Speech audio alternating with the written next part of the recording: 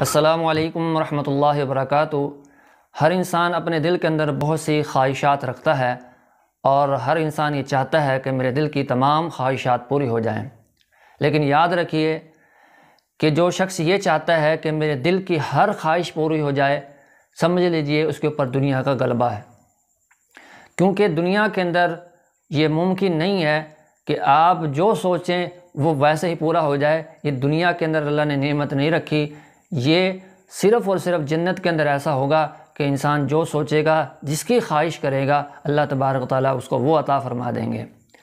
اکثر لوگ کہتے ہیں کہ یہ وظیفہ پڑھو ہر خواہش پوری ہو جائے گی، یہ وظیفہ پڑھو ہر خواہش پوری ہوگی، اور لوگ چاہتے ہیں کہ ہمیں کچھ ایسے وظائف بتائے جائیں کہ جس کی وجہ سے ہماری دنیا کی ہر خواہش پوری ہو جائے۔ تو میں نے یہ بات شروع میں کلیئر کر دی کہ جو آپ سوچتے چلے جائیں وہ ہوتا چلا جائے، ایسا دنیا میں ممکن نہیں ہے۔ اگر آپ یہ چاہتے ہیں کہ آپ کی ہر خواہش پوری ہو تو پھر اللہ کی اطاعت اور فرما برداری والی تقوی والی زندگی بسر کریں، کیونکہ اللہ تبارک و تعالیٰ تقوی اختیار کرنے کی وجہ سے اپنی جنت کا اندر اعلیٰ انسان کو مقام عطا فرمائیں گے، اور پھر وہ ایسا مقام ہوگا کہ جو انسان چاہے گا اس کی وہ خواہش پوری ہو جائے گی۔ ہاں، آپ یہ کہہ سکتے ہیں کہ اللہ تبارک و تعالیٰ میری ہر جائز خواہش کو پورا فرمائے، اللہ تبارک و تعالیٰ سے یہ دعائیں کی جا سکتی ہیں۔ ہاں، ایسے وظائف ضرور ہیں کہ جن کے کرنے کی وجہ سے اللہ تبارک و تعالیٰ آپ کو ہر خیر عطا فرمائیں گے، ہر بھلائی عطا فرمائیں گے، جیسا کہ نبی کریم صلی اللہ علیہ وسلم کے بارے میں آتا ہے کہ آپ صلی اللہ علیہ وسلم اس دعا کو کثرت سے کیا کرتے تھے، جو قرآن کے اندر موجود ہے، ربنا آتنا فی الدنیا حسنہ، کہ اللہ مجھے دنیا کے ہر بھلائی عطا فرما دے، یعنی کہ میری جو دنیاوی خواہشات ہیں جو جائز حد تک ہیں ان کو پورا فرما دے، وفی الآخرۃ حسنہ، اور آخرت کی حسنات بھی عطا فرما دے، وقنا عذاب النار، اور مجھے عذاب قبر سے بھی محفوظ فرما لینا۔ تو اگر آپ چاہتے ہیں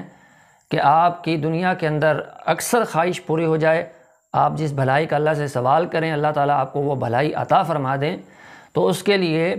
آپ ایک تو یہ ربنا آتنا فی الدنیا حسنہ وفی الآخرۃ حسنہ وقنا عذاب النار کثرت کے ساتھ پڑھیں۔ کوئی تعداد متعین نہیں ہے، جتنی آپ پڑھ سکتے ہیں، سوچ سمجھ کے جتنی پڑھ سکتے ہیں، جتنی شوق کے ساتھ پڑھ سکتے ہیں اتنی پڑھیے۔ اور اسی طرح ربی انی لما انزلت الی من خیر فقیر، یہ موسیٰ علیہ السلام کی دعا ہے۔ اس میں اللہ تعالیٰ سے یہ سوال کیا گیا کہ اللہ جو بھلائی تو نے میرے لیے لکھی ہے وہ مجھے عطا فرما دے۔ اور اسی طرح لا الہ الا اللہ وحدہ لا شریک لہ لہ الملک ولہ الحمد وہو علی کل شیء قدیر، اور سبحان اللہ وبحمدہ، اور استغفر اللہ واتوب الیک۔ ان تین وظائف کو بھی آپ اکٹھے پڑھتے رہیں۔ یہ تینوں وظائف کی وجہ سے بھی انشاءاللہ العزیز اللہ تبارک و تعالی ہر خیر اور ہر بھلائی عطا فرمائیں گے۔ اللہ تبارک و تعالی ہمیں قرآن و سنت کے مطابق زندگی بسر کرنے کی توفیق نصیب فرمائے، آمین۔